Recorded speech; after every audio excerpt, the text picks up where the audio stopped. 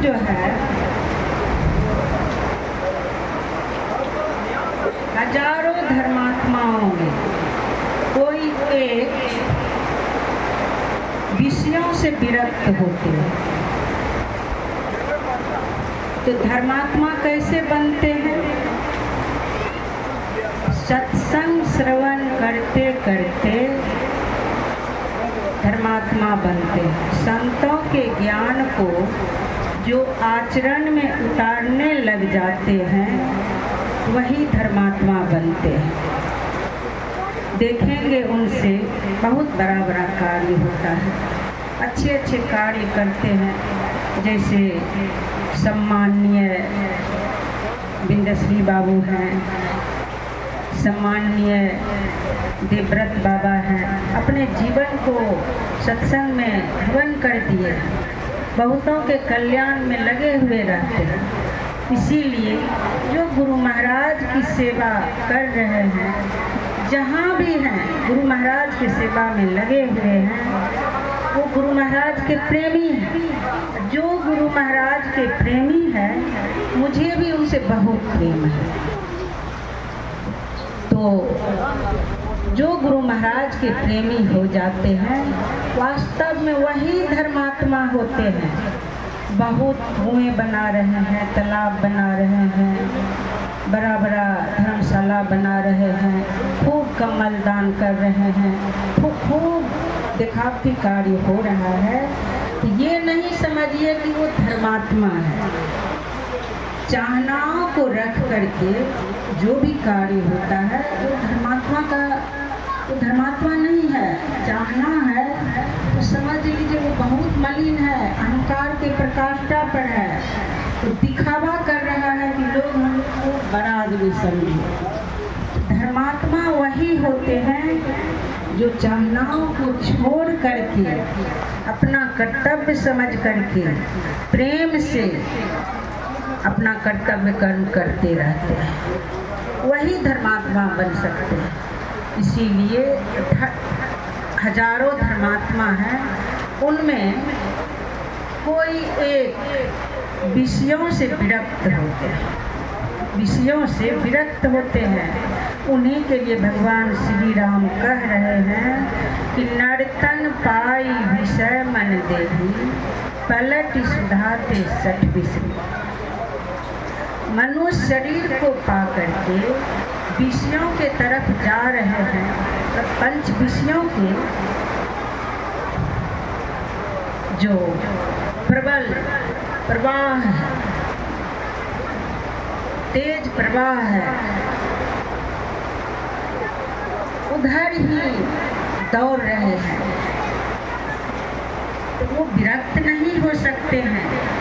विरक्त वही हो सकेंगे जो एक नाम और एक रूप के ध्यान करेंगे, सद्गुरु के ध्यान करेंगे। सद्गुरु का नाम, सद्गुरु का रूप जो है बहुत पवित्र नाम रूप है।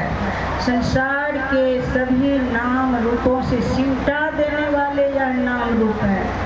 इसीलिए हर मानव प्राणी को चाहिए सद्गुरु से सद्युक्ति प्राप्त करके मंत्र जाप करते रहें, अपने इष्ट के रूप का स्मरण करते रहें और उनकी पुकार करते रहें। पुकार करते करते यह मानव प्राणी संसार के नाम रूप से सिमटने लगता है और गुरु महाराज से प्रेम भी होने लगता है, क्योंकि इस मंत्र में ज्ञान, वैराग्य, भक्ति, प्रेम सब समाया हुआ है, सब समाया हुआ है। सिमटाव के गुण है इसमें। गुरु महाराज तो साक्षात ब्रह्म ही है, जो उस ब्रह्म की खोज में चल दी, पिंड ब्रह्मांड के मध्य में स्थिर होकर प्रकाश के सहारे सूक्ष्म लोक में प्रवेश कर जाते हैं। तो वहाँ पर गुरु बता देते हैं कि सार शब्द किस शब्द को पकड़ना है, तो वहाँ पर स्थूल आवरण झड़ जाता है।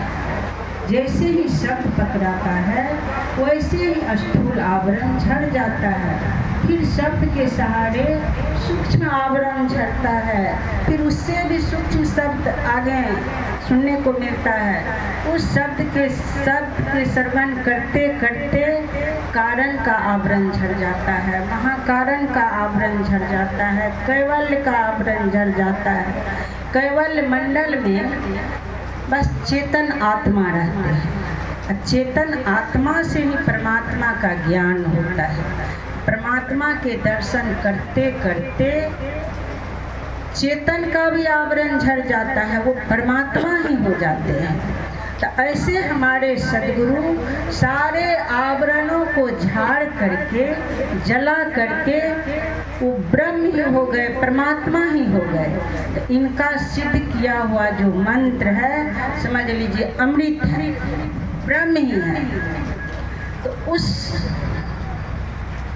मंत्र का जो जाप करेंगे, हर समय भाव विह्वल होकर के गुरु महाराज को पुकारते रहेंगे, तो पुकार करते करते गुरु महाराज का रूप जो है स्मरण में आने लगता है। पुकार भी करेंगे, अपने इष्ट का दर्शन भी करते रहेंगे, तो स्मरण में सूक्ष्म दृष्टि से, मानस दृष्टि से गुरु महाराज दिखने लग जाते हैं।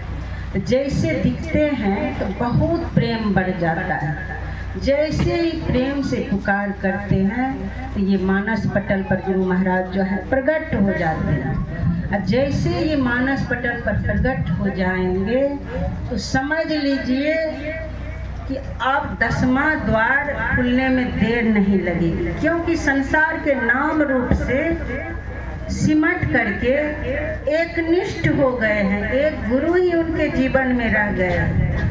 तो गुरु कृपा करके 10वां द्वार दिखा देते हैं, वहाँ पर ज्योतिर्मय बिंदु प्रकट हो जाता है। जैसे ही ज्योतिर्मय बिंदु प्रकट होता है तो वो बिंदु के सहारे अंतर जगत में सूक्ष्म मंडल में प्रवेश कर जाते हैं। तो इसीलिए जो गुरु महाराज के मंत्र नाम रूप का सहारा लेंगे, संसार के नाम